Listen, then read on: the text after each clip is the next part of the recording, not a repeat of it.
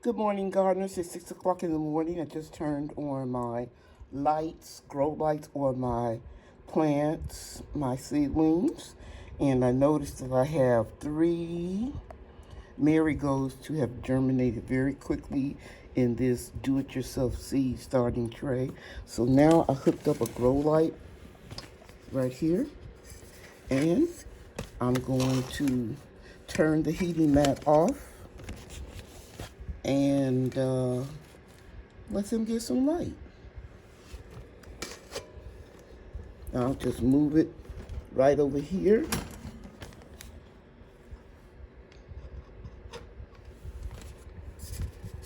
So it can beam down. Let me turn it this way so you can see those 3 seedlings getting light. And I'll turn the heating mat off. Okay, where I planted in this seed starting tray has come up in a few days. I wanted to share that with you.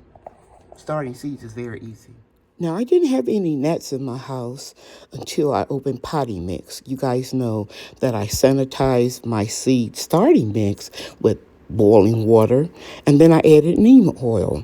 But once I opened up the potting mix, which I don't sanitize because I don't want to kill the earthworm eggs and other beneficial things that are in the potty mix. But once I opened that bag up and started potting up my seedlings, I started to get a few gnats. Okay? So these little yellow sticky papers, I get them from Amazon and eBay. They're very inexpensive. And I cut them and put them where I want them to be. And if you put them close to the lights, it'll attract the gnats faster. So I don't have any gnats flying around now because the sticky trap papers will take care of that issue. I was blessed to spend some time with my grand angel Maddie. She loves gardening. Today, I shared with Maddie how to pot up a tomato seedling, and then I let her water it from the top, and it'll be the last time that we water from the top. Good job. Hold the cup straight so you can evenly distribute the water. Now, I want you to lift the cup up. How do you do that? Just pull this out like this and see if you see any water in the bottom of the cup. Yeah. Pour it back into here quickly and put the cup back under there. Put the cup back under the drip. Yeah, that's it, girl. You want to tell everybody your name? That's how you water. What are these? Seedlings. Tomato seedlings. Tomato seedlings. Okay, everybody, it's Saturday morning, and I'm standing on a step stool to show you the top shelf of my seed starting unit. And the first thing I'm going to show you is how beautifully my Texas Star Hibiscus seedling is doing. It's doing great. I'm going to take the cup out so I can show you that I have a vigorous root system. You see the roots coming out from the bottom there? And I already pinched off the first set of leaves. But it's really pretty. Let me get up under a light where you can see it. Isn't that gorgeous? She is ready to be potted up into a larger pot because you don't want the roots to start coming out the bottom because it has a vigorous root system. I'm rotating this around with my left hand so that you can see that. And you can see the marigolds are looking good. They are reaching for the light. Looking good.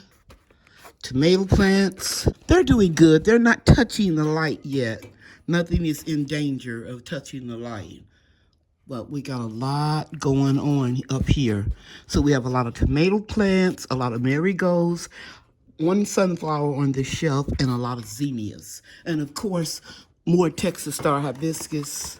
They're just smaller. See that one? In this row and straight back. Okay, so we're on shelf number 2. And let me just move back and let you see the lights here. And as your seedlings get taller, you don't have to have the light 2 inches above them, you can move them further away. As long as you see that they're not getting leggy, they will be fine. So we have a lot of tomato plants and zinnias, pepper plant, marigolds, basil here, dill right there. That's getting really strong. This actually, I'm going to take it out. It needs to be potted up. You see, when you have that much stem, see that right there? All of that can go down. So I'm going to show you how I pot up for the second time. This one, when I show you the Texas Star Hibiscus. And we have more basil here and here. And what is this? Oh, lettuce. We got more basil and zinnias up there. But everything is looking good. Now, these plants are greener. Let me move back from the light. They're greener than they appear, but when you get close up under the light, they turn a little bit yellow. I actually can raise this up higher. I think I intended to do it, so let me go do that, and I'll be right back. All I did was took the plants out of this shoebox, and I'm just going to place it right here on top of another container. And then I'll just put the plants there. Can you see it? So they can be closer to the light. And every day I check them to see if they need water. And by the way, I only watered one time with the real diluted strength of the comfrey fertilizer. Okay? Don't think you have to water with fertilizer every time, because you can overdo it. And if you give them too much fertilizer, even though it's natural, it still can cause root rot from over-fertilization. I don't have any little kids coming around, so I don't have to worry about it falling down. And the reason why I'm leaving these two vacant is because I'm going to pot up this one, the Great White. And then, of course, this one is the Texas Star Hibiscus. I'm going to do that last after I show you what's on the other two shelves, okay? All right.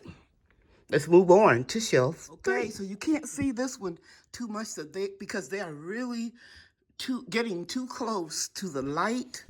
See right there? Barely any space in there. So all of this has to come down. So what I did for this shelf number 3 is I moved those big tall plastic containers down, and I put 4 of my shipping boxes that I have for my large orders, and I just put them up here, and I was able to actually put more plants up there since I put those shipping boxes there. They're pretty secure, so nobody should walk by, anything should fall down. Okay? Use what you have. Okay, here is an update on shelf 4. And as you can see, this do-it-yourself tray is working out real good. And you can see the marigolds are germinating everywhere. And there's some more over there. And so I have 2 small grow lights on them. One is a full spectrum. One is the regular grow lights for seedlings. Both of them will work, but I personally prefer the white light instead of the full spectrum. But that's all I got at this time. And over here is the okra. And let me go in closer so you can see they're popping up all over the place. In just a couple of days, they started coming up. Looking good. And I have 2 full spectrum lights on them because that's what I have available. So I have a whole pan of okra because I'm going to grow a lot of it this year, and a lot of marigolds. And over here, I have some cups that I'm still trying to germinate Texas Star Hibiscus. And every other day, one will pop up. And when it does, I'll put them under a light. And now I have 1 more shelf, but it's really on the table.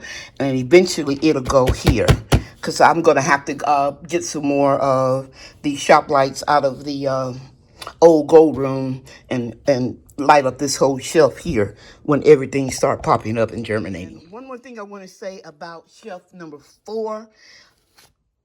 These heating pads are here, but they're not plugged in. Okay, once the seeds germinated, I unplug the heating pads, and I don't need them right now, so I just leave them in place. Okay, here is shelf 5. I told you it was on my table. You can see that I have 6 pots of Japanese sorrel. These are the seeds that germinated in 2 days. I made a post about it on YouTube, sharing with you that I purchased the seeds from Dan's Permaculture Food Forest Etsy store. I was very happy that they came up so quickly, okay? So I need to clear off more space on my shelves. And right now, I just have them in front of these 2 ring lights. And they're getting plenty of light because they were white. If you go look at that picture from yesterday's post, they were white. But as soon as they start getting light, they start greening up. Okay? And I planted these directly into potting soil. So they can be there a long time until I start seeing roots come from the bottom, which, you know, in 2 or 3 days, it's not going to do that quickly. And I have several in each container. This one, I saw it coming up, so I put it under the light. It's right there. Can you see that? It'll pop up overnight. Okay. Now, you know, I always tell you I share the good, the bad, the ugly. Here are 2 seedlings that I'm not going to waste my time with. They germinated real slow. They're not doing anything. That's why I always plant more. Here's the early girl. And my experience with early girls is that it should be further along than this. Let's see which one is this. It's a celebrity. They didn't take my transplanting well, and they may be fine, but I'm not going to waste my time. I'm going to use this potting soil on something else, because the way it starts off is the way it's going to be. So it's going to be a weak plant.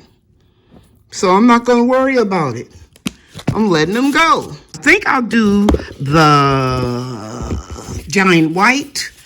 Yep, great white first, since it's the one that has to be buried deep. So I put soil in here. And at this point, I don't try to remove a lot of the wood chips in the potty mix. So I'm going to lay this on its side, and I'm going to coax it out. See, I'm squeezing it. Oops, don't want that to bend too much and break, and it's fine.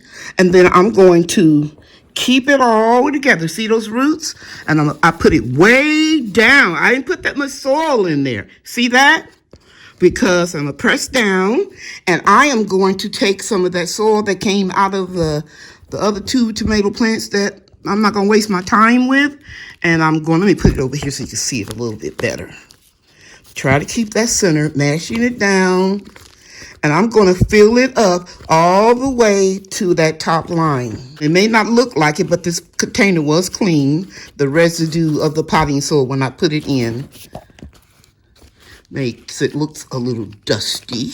Add just a little water.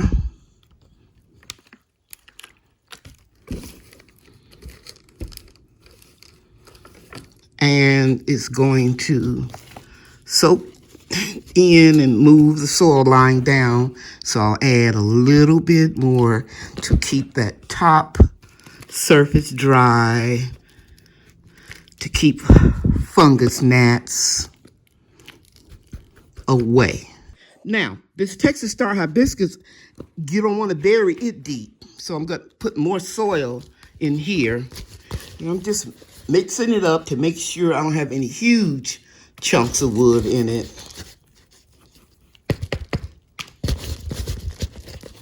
And I will put a label on those pots. Isn't that great? Now that's perfect. See that? So I'm just going to go in and fill in all around it. I'll put just a little bit more, because you guys know when I wet it, it's going to go down. So now I'm going back around in a circle, pressing down, making sure that I get it all. It's a lot of work in gardening. It's not for the faint at heart. It's not for people who don't like it because you won't enjoy this. I'd rather do this than housework. It's the truth. I love gardening. Okay, so it doesn't seem like work to me. Okay, so that's it, guys. Now I'm going to go right down the center first. Make sure I get those roots real wet because this is what? The last time that I'm going to water from the top until I do what? That's right, pot up again. You don't want any soil touching your plant. And I've had a fan on this, and that's why the stem is really nice and strong. I cleared a spot right here. There we go. 2 plants potted up. The Great White on the left and the Texas Star Hibiscus on the right. Thank you guys very much for watching this video. You know I love you very much and God loves you too. Have a wonderful weekend. Bye now.